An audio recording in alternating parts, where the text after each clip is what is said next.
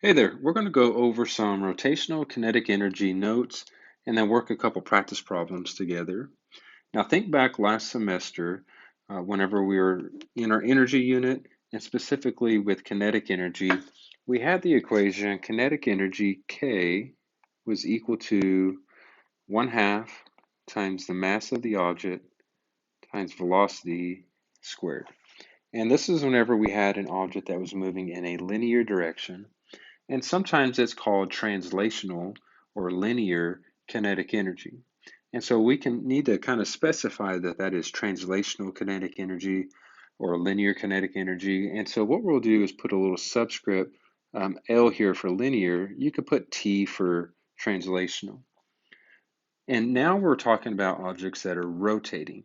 So we do have rotational kinetic energy. And if you remember from our ramp lab, we found where the energy seemed like it wasn't conserved. And it's because we weren't accounting for the rotational kinetic energy of the ball bearing that was rolling on that little roller coaster ramp. In our equation that we have for this rotational kinetic energy, it's very similar, so we'll put K and let's put a R here for rotational. So KR or KROT, either way, we're just identifying that this is rotational kinetic energy. And my equation here is going to be 1/2, and instead of mass, which you should notice so far in this rotational unit, every time we had mass, we used rotational inertia, that I, because it depends on how the mass is distributed on that object that's rotating. And since we're talking about rotational motion instead of linear velocity, we're going to use that angular velocity, omega, and that's also going to be squared. And in both cases here, our unit is going to be joules, just like it was last semester. And it also, if you remember last semester, we had that work energy theorem where we said work was equal to a change in energy. And if we're talking about kinetic energy, then that would be a change in kinetic energy. And the same thing applies in the rotational kinetic energy. So work would equal a change in my rotational kinetic energy. Okay, so we can apply that work energy theorem for rotating objects, just like we did in objects that were moving in a linear direction. So let's start with a simple example here. This one says we have a merry-go-round. The rotational inertia equation is 1/2 mr squared. Mass is 40 kilograms, radius is 2 meters. And we're trying to find that work needed to speed it up from 10 radians per second to 30 radians per second. So let's start out and let's solve for the rotational inertia. So it gave me the equation 1/2 mr squared. So the mass was 40 kilograms and my radius was 2 meters, and we're going to square that. And we get a rotational inertia of 80 kilograms times meter squared. Now we're solving for work, and we said earlier that work is equal to a change in energy, and in this case, it's going to be a change in your rotational kinetic energy. So let's start out, let's solve for our initial kinetic energy.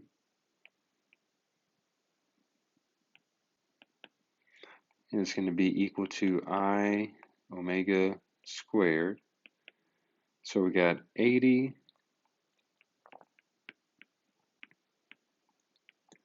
my initial velocity was 10 radians per second.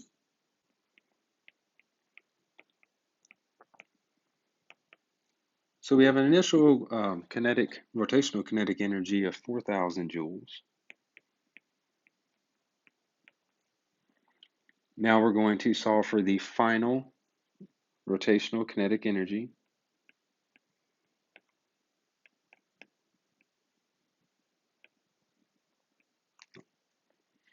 Your rotational inertia didn't change. That's still 80 kilograms times meter squared. And now the angular velocity is 30 radians per second. We'll square that value. And when you do that, you end up with 36,000 joules.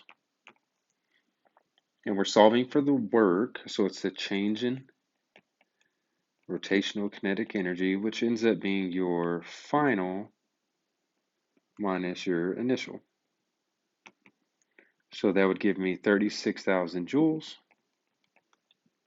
minus 4,000 joules,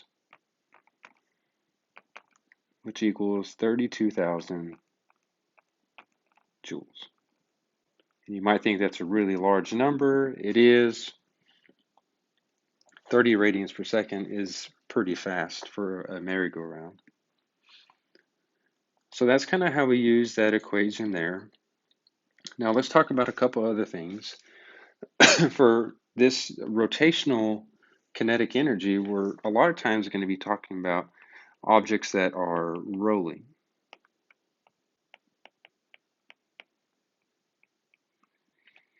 And whenever we have these, a lot of times what we say is they rolling and then without slipping. And let's kind of take a look at what that means, that without slipping. And so an example of this, remember in our lab we did for the first day of this unit, we had the roller coaster and the ball bearing rolled along that roller coaster ramp. And so I had a rotational kinetic energy. And it was rolling, and let's kind of zoom in and what that looks like when we say without slipping. So let's say this is my surface that the ball bearing or whatever object is rolling. And the reason why we say without slipping is because there is a friction, a static friction right here at the surface. So if I drew that in, it would look like this, right there at the surface. And that would be my static friction. So that's what's causing that thing to not slip as it's rolling. And if we look at this relative to the ground,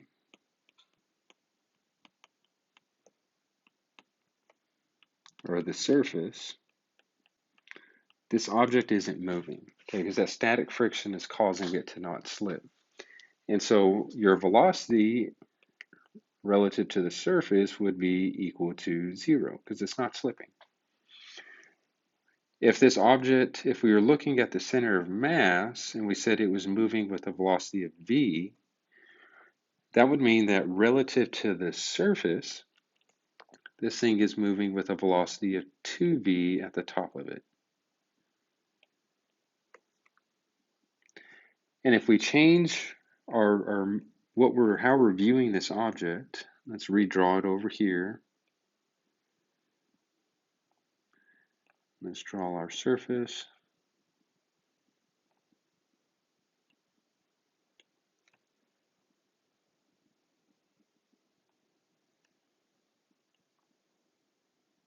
There we go. And now let's say relative to the center. So relative to the center, the velocity would be equal to 0, the linear velocity. And if we were looking at this rotating object, this rolling object, relative to the center, and the center is at rest, that would mean that the top would have a velocity of v, and at the bottom it would have a velocity of negative v. So it's all about relative to how you're viewing the object in terms of the velocity. Now with rolling objects and objects that are not rolling, remember we have a way that we can convert from that linear to that rotational motion. And for velocity, the linear velocity is equal to that r times our angular velocity. If I rearrange this for the angular velocity, that would give me v over r. And this is going to come in handy when we're applying this rotational kinetic energy because it allows me to calculate the total kinetic energy of an object that is rolling without slipping. And we'll see that in our practice problems. One other thing that I do want to note while we're talking about and drawing forces here, if we was to draw the other two forces involved here with this rolling object, we have Fg. Now remember, Fg we always draw from that center of mass straight down. And we also have a normal force. Now the normal force, we're going to start it just like we did that static friction. We started the static friction right here at the bottom of the object. So I would draw my normal force from right there as well, going straight up. So normal force. Now looking at that, my Fg and my normal force are both parallel with that moment arm.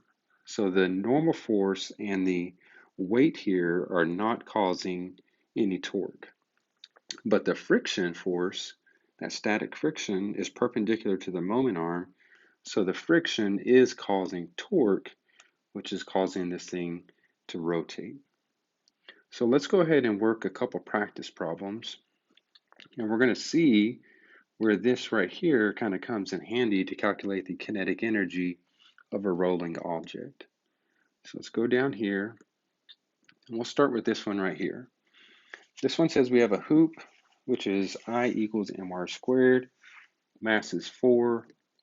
It rolls, again, without slipping. You'll see that a lot. That just means that there's that static friction to cause that thing to roll. And it's rotating at 8 meters per second. And we're asked how much kinetic energy. Now, I didn't say translational kinetic energy, rotational kinetic energy. It just said kinetic energy. So that's going to be a combination of both since it's rolling without slipping. So K, your total kinetic energy, is going to be equal to your translational plus your rotational kinetic energy. And so let's go ahead and plug in our equations.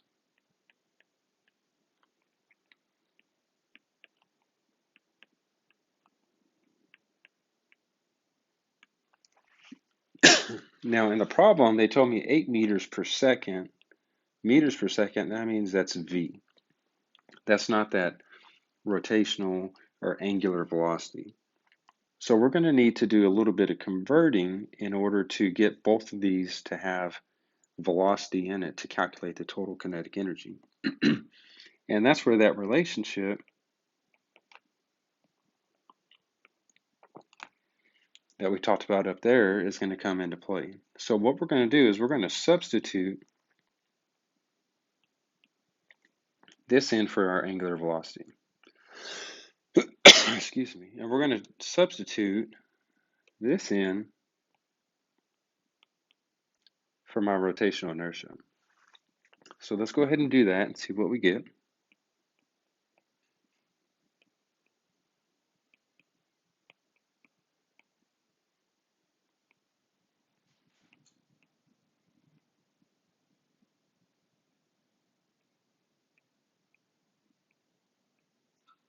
And so now we'll distribute that squared there.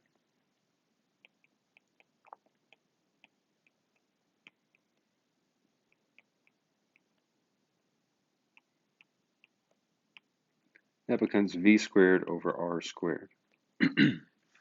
Now looking at this, r squared over r squared will cancel.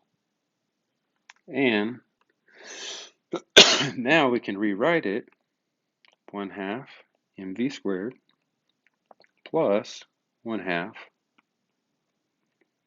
I'm left with mv squared. So by using this relationship here, we're able to have like terms, and now we can keep going to solve for the total kinetic energy. So 1/2 mv squared plus 1/2 mv squared just becomes mv squared. So the kinetic energy is equal to mv squared. Mass was 4 kilograms. Velocity, that linear velocity, was 8 meters per second. And that equals 256 joules. So if we're asked to solve for the total kinetic energy, then we're talking about both the translational or linear kinetic energy and the rotational kinetic energy. And we're going to use this relationship in order to calculate that. Let's look at one more example. So for this one, it says, what is the velocity of a block that slides down a 0.8 meter tall ramp? So let's draw our ramp in here. And so it's just a block. Now we're not rotating. And it says that our height here is 0.8 meters. So this is kind of from what we did last semester. And we're going to use conservation of energy to solve for the velocity of the block at the bottom of the ramp. So the energy before is going to equal the energy after. In other words, the energy at the top of the ramp, which is gravitational potential, is going to equal the energy at the bottom of the ramp, which is kinetic energy. Plug in mgh is equal to 1/2 mv squared. Our mass cancels, so we didn't even need the mass. And so now we'll just solve for the velocity. So I'll multiply both sides by 2, and then we'll take the square root. So the velocity of the block is going to equal the square root 2gh.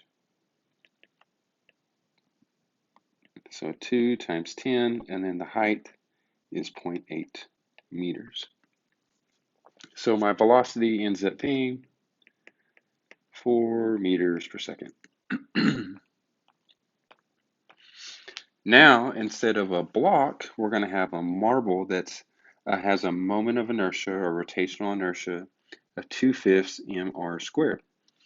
So now we're going to have to account for that rotational kinetic energy. And we're going to approach this the same way. We're going to set the energy at the top of the ramp equal to the energy at the bottom. But now we're going to have translational kinetic energy and rotational kinetic energy. So we'll kind of plug in here, mgh equals 1/2 mv squared plus 1/2 I omega squared.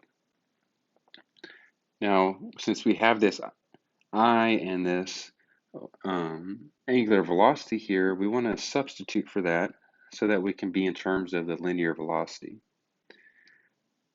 And so to do that, we're going to use this same relationship here like we did earlier.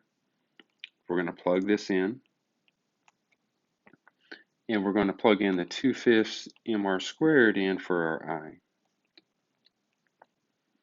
So let's rewrite that. It'd be mgh equals 1/2 mv squared plus 1/2. For my I, it's 2/5 mr squared. And then by substituting in the v over r and squaring it, that becomes v squared over r squared. And now looking at this, the r squared cancels, and everything has an m, so we can cancel it out. Now I'm left with gh equals 1/2 v squared plus 1/2 times 2/5, that becomes 2 over 10 v squared. So to combine these two, the v squareds, let's go ahead and get a common denominator. So that would become 5 over 10 v squared plus 2 over 10 v squared, which is equal to 7 over 10 v squared. So to solve for v, we're going to multiply both sides by 10 over 7.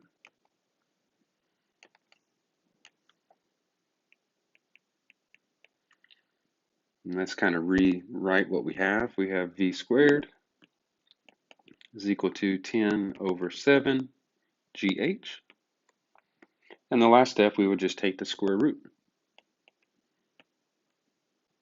So the velocity is equal to the square root of 10 over 7 gh. And so now we can just plug in our numbers. So square root 10 over 7 times 10 times my height, which is 0.8. And what you should get is your velocity is equal to about 3.4 meters per second. In comparing these two, the block was not rotating, so all of the energy, all the gravitational potential energy was converted to translational kinetic energy. But for the marble, all the gravitational potential energy was converted into both translational and rotational kinetic energy, which means that the linear velocity was not as fast as a block that was sliding down. So hopefully this helps, and we'll do some more practice in class next time.